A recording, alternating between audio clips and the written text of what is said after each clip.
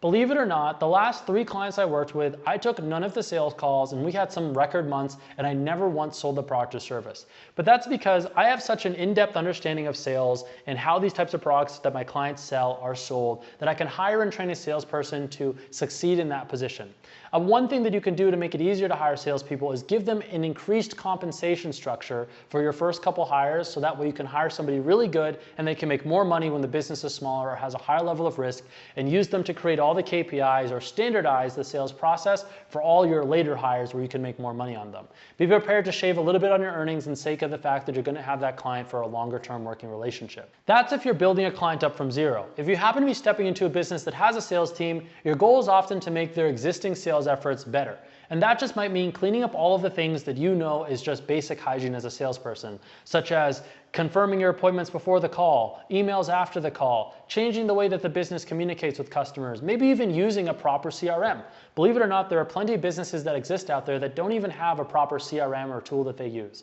Now, if you're not a technical person, you might not need to build a CRM yourself, because you can hire somebody or write it into your contract to be able to contract out that labor to build it. Although I recommend that you build the skills to develop and design CRMs and you keep all that margin for yourself. It also allows you to go deeper with clients and move faster, because if something breaks, you can just fix it. And believe me, most of these tools are not that tricky once you get to know them. And then this is where things get really exciting, because once a system is put in place, well, really your job is to step back and let it run. Because a salesperson with a good incentive will sustain themselves. They have to make money, right? Which means they're going to continue selling because they have to make sales to keep making an income, which ensures that you're going to keep making your earnings because they need it just as much as you do. And this is where it becomes very self-sustaining, because the more people you hire, the more people that are working, because that's what their job is, and the more that you make. And that means that you don't have to take sales calls or worry about them getting lazy or stepping away, because the incentive takes care of them. Think about yourself in your sales position. How much have you been motivated to hit your own commission check or hit your quota, or whatever bonuses that's been put in place? For one of my clients, we put in a strong incentive for the 6-month mark. We're going to give the top producer a Rolex, and because of that, they're now going crazy, bringing in more money than they ever did, and I'm seeing incredible earnings as a result of that. Which takes me to point number 7. How do I actually build and scale the agency? Well, once you've solidified one client, you want to get a system in place where you have at least 3 salespeople that are working around the clock selling and bringing in revenue, to where you're not at a single point of failure. Meaning if any one person leaves, you're going to be left having to maybe take calls yourself or scrambling to figure out how you're going to replace that revenue. Once you have 3 salespeople and the revenue is consistent, maybe making anywhere between $10,000 to $20,000 per month, that's when you should look to bring in and sign another client. I recommend that you pace the rate at which you sign clients. Maybe sign one every 3 months. That's a good cadence for signing them, because it's going to take maybe 90 days to create the level of impact that a client is going to need for you to make the kind of money that you would like. And also this time, your role can sometimes shift from needing to really be a hardcore trainer and ramper into just being a leader and building and developing systems.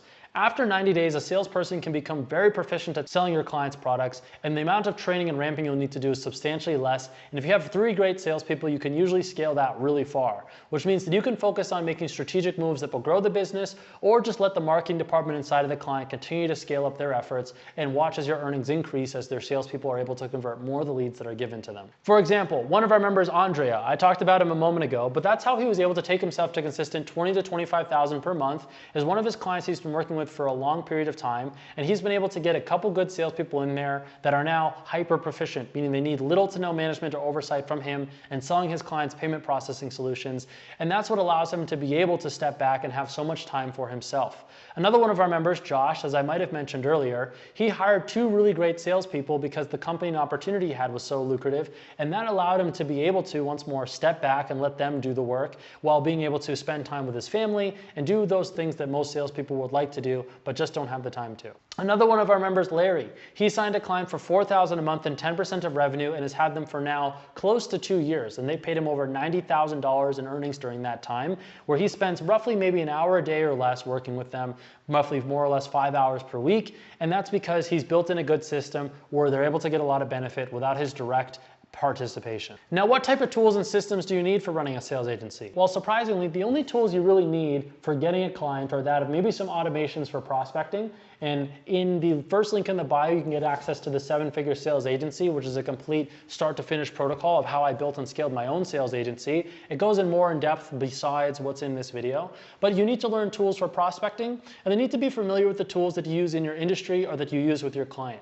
Some of the biggest tools out there are going to be the CRM tools such as HubSpot, Salesforce, Close, or the page builder all-in-one tools such as Go High Level, ClickUp, or ClickFunnels, or all the way to email marketing software such as ActiveCampaign. But that's about as far as you need to go, and how much you are active or passive in those depends on the resources your client has. Some businesses you work with will already have a tech team, and it's more about giving them guidance on how to build things in a way that is intuitive or makes sense for your salespeople. Sometimes you'll have to get in the weeds and build it yourself. I personally love to get involved with building these things because I find the projects very satisfying, but there's been people that I know who have worked with businesses where they have tech teams that do the work for them. Like one of our newest members, Ramari, who joined, whose client actually already has an outsourced IT or set of service providers that build things such as the CRM. Another one of our members, Julio, also working with a client who has that as well.